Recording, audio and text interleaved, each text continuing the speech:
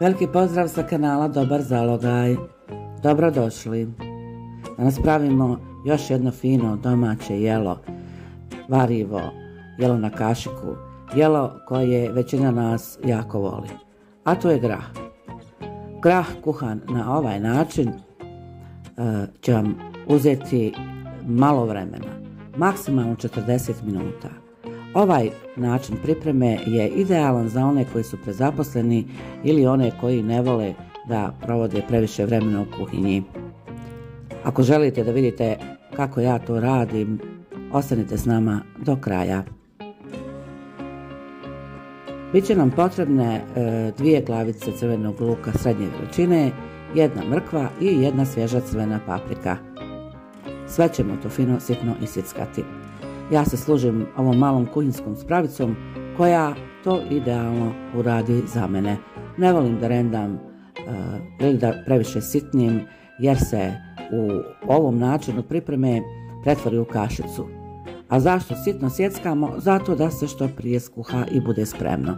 Znači, ovo je ekspres varijanta kuhanog graha. Koristila sam i par kriškica suhog mesa koje mi je ostalo od meze, a vi možete koristiti neku šunku ili slaninu, bitno da je se malo osjeti na dim i da se brzo skuha, to jest da se brzo pripremi. Na nekoliko kašika ulja ćemo propržiti luk da bude staklast, da onako malo fino zamiriše, a u međuvremenu sam istresla konzervu kuhanog graha. Pisalo da je 480 grama. Oprala sam je pod mlazom hladne vode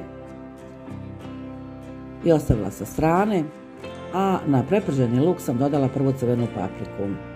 Ja inače kad kuham dodajem namirnice jednu po jednu, tako što će svaka od namirnica kada se prži zasebno dati svoj maksimum. Nakon što se malo propržila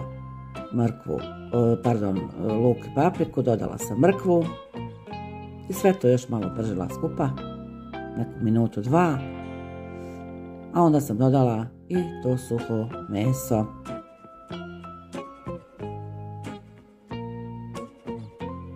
Pržite još kratko.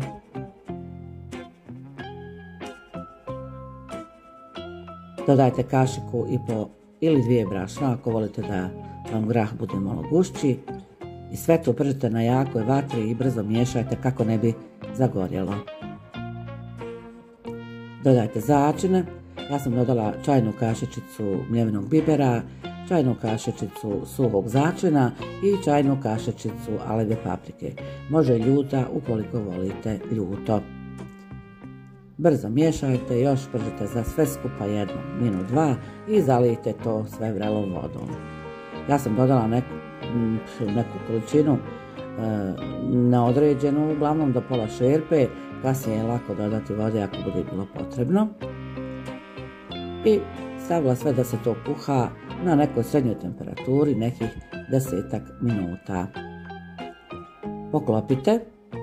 Predlažem da ovako malo smaknete poklopac kako bi para mogla da izlazi. Nakon nekih 10 do 15 minuta dodala sam kobasice. Vi odaberite vrstu kobasice. Predlažem da to bude neka barena koju ne treba mnogo vremena da se skuha. Možete i bez kobasica. Ovaj grah će biti sasvim ukusan i bez bilo kakvog dodavanja mesa. Sve ovo ostalo što budemo dodavali, to je jednostavno da obogatimo okus jela i da ga prilagodimo sebi. Znači, od ovog trenutka vi možete dodavati što želite. Možete dodati ostatke gulaša, ostatke bolonjeze umaka. Grah će biti fenomenalan. Prednost kuhanja na ovaj način je drastično skraćenje vremena kuhanja, jer ovaj grah iz konzerve, moram reći, je vrlo dobar. On je tako obrađen da neće praviti nikakve probleme kod probave, kao da i niste jeli grah. I na kraju sam ja dodala još jednu konzervu goveđeg gulaša.